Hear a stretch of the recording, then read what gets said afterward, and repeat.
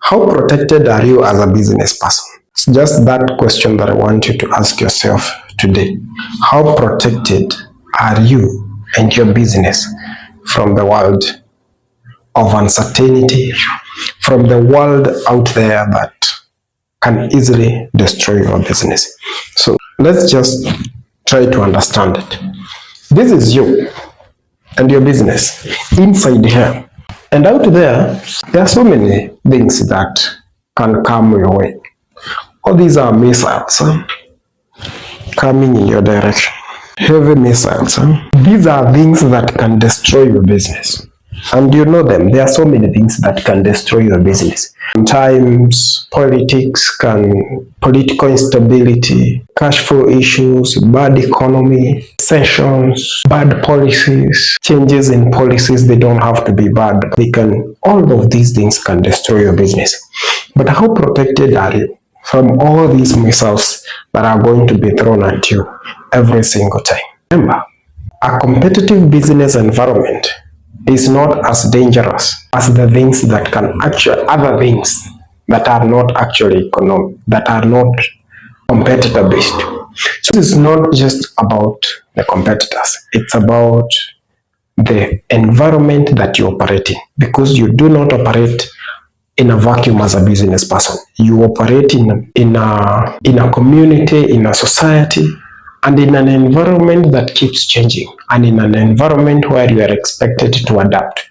So the things that we are talking about here are the things that you are fundamental to your ability to sustain attacks from outside as a business person. Remember, today, even technological progress is a risk factor. Changes in innovations and technologies, changes in inventions, new information, changes in the people and their behaviors. All these things are challenges that you have to deal with as a business person, especially as a business person who wants to go beyond just having a small business that employs them. Someone who wants to build a business that can serve a bigger purpose. Let's just look at this way. There is a guy that gives a very good illustration. He actually uses different types of guns and against different types of materials. And he will line up different materials and use different types of gun and see how far it is going to penetrate. And this is the same logic that we are using here. A logic that I want you to apply in your business. That when someone shoots with a certain rifle or a certain pistol or something, how far are they likely to go deep inside your business? If, for example, today AI is coming with a lot of force. If it shoots right down into your business, how far can it go? Can it reach your business and destroy it? When there are bad policies that are changing the environment that you are operating in.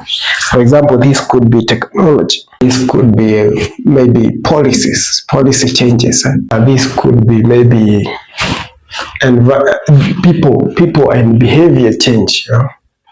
Because customers change their behaviors all the time. This could be maybe the competitive environment. Is it putting some people at a better advantage? Are there changes that are affecting you? So how far, if any of these shoots into your business, how far can it go? And the question that I want you to ask yourself, how insulated are you from these things? Because every action that you take as a business person is supposed to insulate your business from all this. The first one, this is the first layer. It's perhaps the strongest. It's supposed to be your shield. Do you know what this is? Usually, this is usually your ability to attract, and win and retain customers. Customers that have done this, they really don't care. They can stay for thousands and thousands of years. Coca-Cola is inside here. They really don't care. Why? Because they have found a formula of attracting, winning, and retaining those customers to continue using their products. And it is the same with your business. If you have that ability to attract and win and retain customers, that is your first layer of shield. The second layer of shield is your competitive advantage. What is that people associate your business with? That competitive edge. That competitive edge. Is it because your service is good? It's the biggest competitive edge that you're going to find out there. If your really service delivery is great, if you have nailed the whole process of ensuring that your customers get exactly what they asked for, then you are very close to getting that competitive edge very tight into your business. A business that has a way of attracting, winning, serving, and retaining customers has this very strong shield around it. Even when there are bad policies, these people still attract a decent amount of customers. Even when customer behavior changes, the number of people speaking positively about them out there is high. The people going out there and referring them to this business is still huge. Even when there are changes in behaviors and changes in how people, for example, search, for example, how people discover customers, even when all these things are changing, these customers are still getting their customers because their customers are not coming from just one source. They are not coming from something that you can change in an instant. It takes longer for people. It takes probably a whole generation to be wiped out for them not to speak positively about your business. And at that level, your competition is not really that big of a threat because you're already out there. There is good information about your business out there. So there is not really much the competition has over you.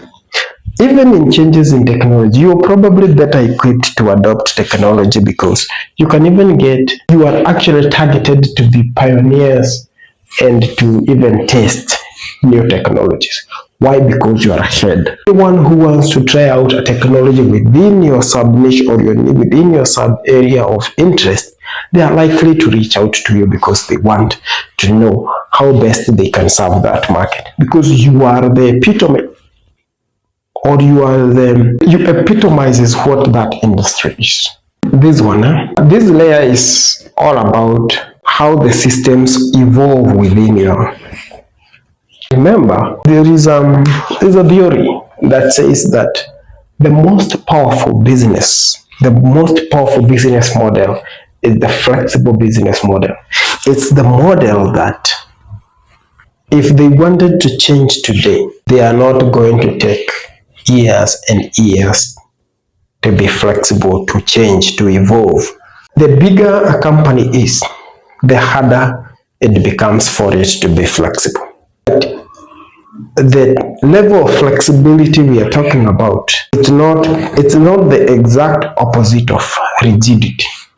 It is ability to quickly recognize the need to change and begin that process. Things may continue working the same way, but you have recognized the need to change those things and you have started the process of changing towards that new phase. This is how are your systems adapting? How are your systems adapting to changes? It's not about how quick you respond, but how decisive do you change. Sometimes when you are too quick to change and you're not decisive enough, you end up losing out. So when you want to shield your business from all these things, the first layer is your ability to attract and retain those customers with you. The second one, and a very important layer, is your competitive edge. That you are really good at what you do to a point where you make the first layer almost natural. The third layer is about how your systems are adapting to the realities of each and every day. How they are adapting to the changes internally and externally. How they are responding to competition, how they are responding to policy changes, how they are responding to technology changes and the need to adopt those technologies or to phase out those technologies, how you respond to behavior change or how you understand behavior changes before they affect your business revenue. And remember, businesses that do this, businesses that have this, they have a ton of money. And what does a ton of money do? Unless they are doing stupid things with their money, they have a ton of money somewhere. They have assets and they have resources.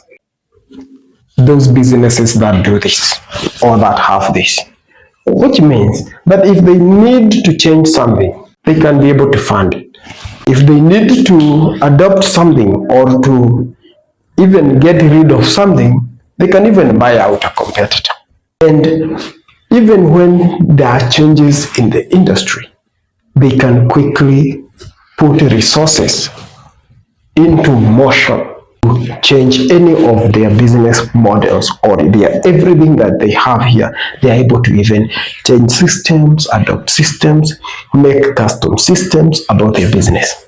And these are not very big businesses, by the way. In fact, if you're thinking that maybe your business is not at this level or it doesn't require this level of thinking, actually these are middle income businesses. Businesses that are actually just doing $3 to $5 million, maybe even less. These are actually very simple businesses, but they are only simple because their owners recognize the importance of simple systems that build into full business systems. Thank you for watching and give it a thought.